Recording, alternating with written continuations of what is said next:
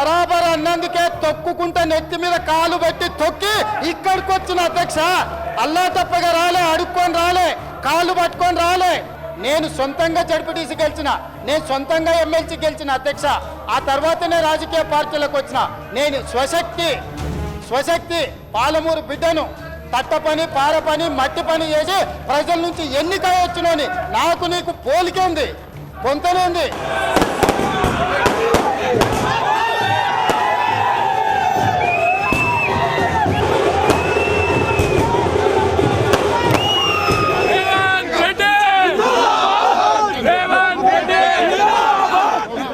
అన్ని పార్టీలు కూడా నాకు మద్దతు పలికి ఈరోజు గెలుపు కారణమైనాయి. ముఖ్యంగా నాకు ఈ అవకాశం ఇచ్చిన చంద్రబాబు నాయుడు గారికి కృతజ్ఞతలు తెలియజేసుకుంటున్నాను. కలిసి వచ్చే ప్రధాన ప్రతిపక్షాలందరినీ కూడా కలుపుకొని ప్రభుత్వం మీద పోరాటం చేస్తాం. అదేవిధంగా ప్రభుత్వంలో ఉన్న కొంతమంది పెద్దలకు కూడా ప్రభుత్వం తీసుకునే నిర్ణయం ఒకవేళ వాళ్ళకు నచ్చకపోతే మాకు సహకరిస్తే వాళ్ళందరి సహకారం కూడా తీసుకొని ప్రభుత్వం చేసే తప్పిదాలను లేవనెత్తుతాం, వాటిని సరిదిద్దే విధంగా ప్రయత్నం చేస్తాం.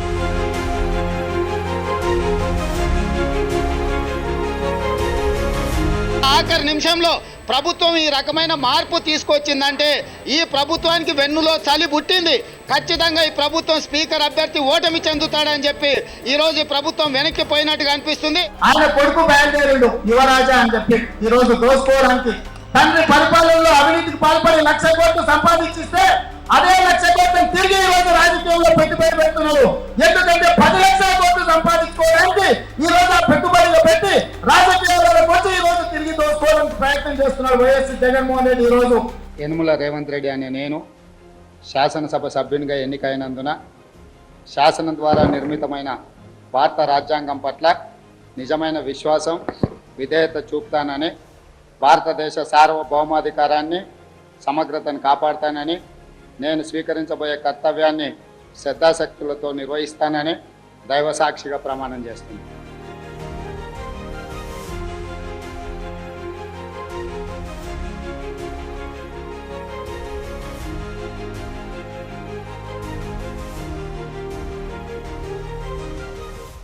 ఇవాళ తనకున్న పదవులు అనేక పోరాటాలు చేస్తా ఉన్నారు మరి టీఆర్ఎస్ పార్టీకి వ్యతిరేకంగా. అట్లాగే మొన్నే సతీష్ గారు ఈ రాష్ట్రంలో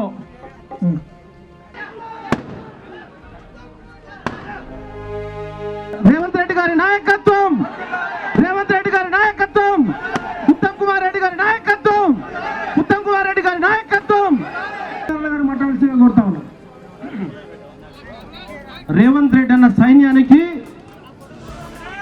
కాదు కదా, కేసీఆర్ ను పుట్టించిన వాని అబ్బతొత్తు కూడా కాదని కూడా ఈ సందర్భంగా తెలియజేస్తూ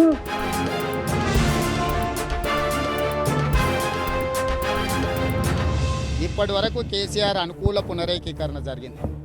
ఇక కేసీఆర్ వ్యతిరేక పునరేకీకరణ జరగాల్సిన అవసరం ఉన్నది. తొలి ఉద్యమంతో ఒక అడుగు ముందు పడ్డది, మళ్ళీ ఉద్యమంతో తెలంగాణ రాష్ట్రం వచ్చింది. తుది ఉద్యమానికి తెరలేపాల్సిన అవసరం ఉన్నది. ఈ తుది ఉద్యమమే ఆఖరి ఉద్యమం కావాలి.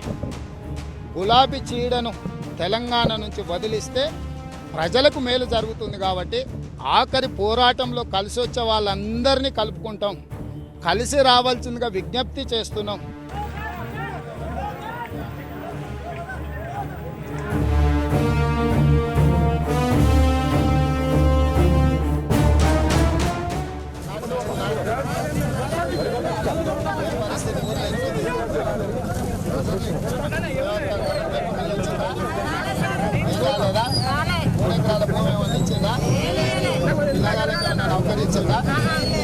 ఏం పరిస్థితి లేదు.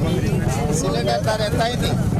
1200 అయింది. ఆయన ఇందిరమ్మ రాజ్యం ఉన్నప్పుడు ఎంత ఉండే? 400 ఉండే, 1200 అయింది. మళ్ళీ సిలిండర్ ధర పెరిగే. మంచి నూనె ఎంత అయింది? 200 అయిందా? 60 రూపాయలు ఉండే. అవునా కాదా? వాటర్ ఎంత అయిందా? 50 రూపాయలు 60 రూపాయలు ఉండే. కూలి ఎంత వస్తుంది రోజుకో? కూలి ఎంత వస్తుంది? కూలి కదా.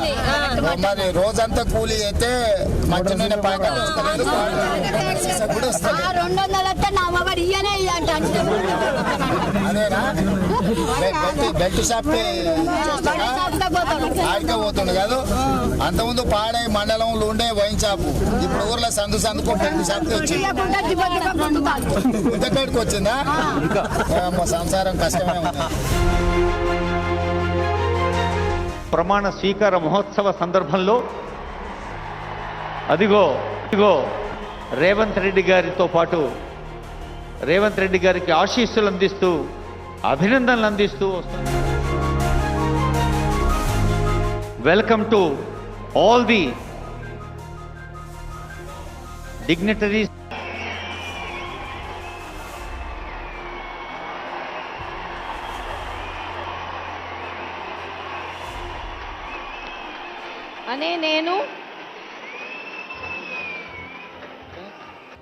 నేను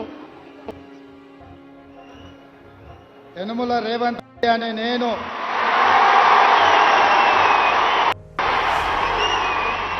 శాసనం ద్వారా నిర్మితమైన భారత రాజ్యాంగం పట్ల నిజమైన విశ్వాసం, విధేయత చూపుతానని, భారతదేశ సార్వభౌమాధికారాన్ని, సమగ్రతను కాపాడుతానని, తెలంగాణ రాష్ట్ర ముఖ్యమంత్రిగా నా కర్తవ్యాన్ని శ్రద్ధతో, అంతఃకరణ చిత్తశుద్ధితో నిర్వహిస్తానని, భయం కానీ పక్షపాతం కానీ రాగద్వేషాలు కానీ లేకుండా రాజ్యాంగాన్ని, శాసనాలను అనుసరించి ప్రజలందరికీ న్యాయం చేకూరుస్తానని దైవ సాక్షిగా ప్రమాణం చేస్తున్నాను.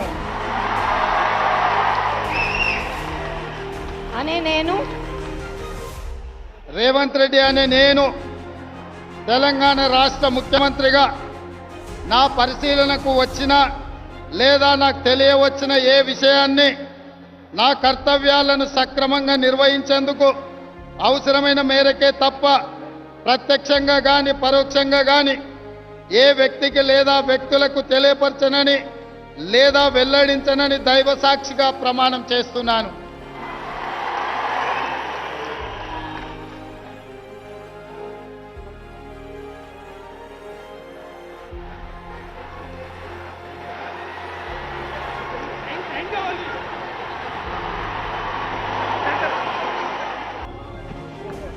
ముఖ్యమంత్రి గారు ఆ అమ్మాయికి ఉద్యోగం ఇస్తానని హామీ ఇచ్చారు.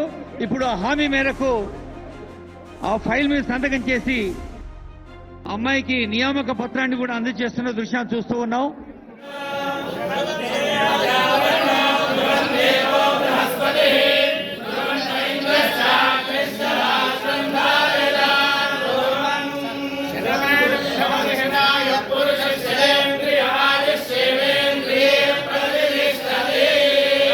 రెండు 2029 ఎన్నికలు అనేది పాసింగ్ క్లౌడ్ మాత్రమే.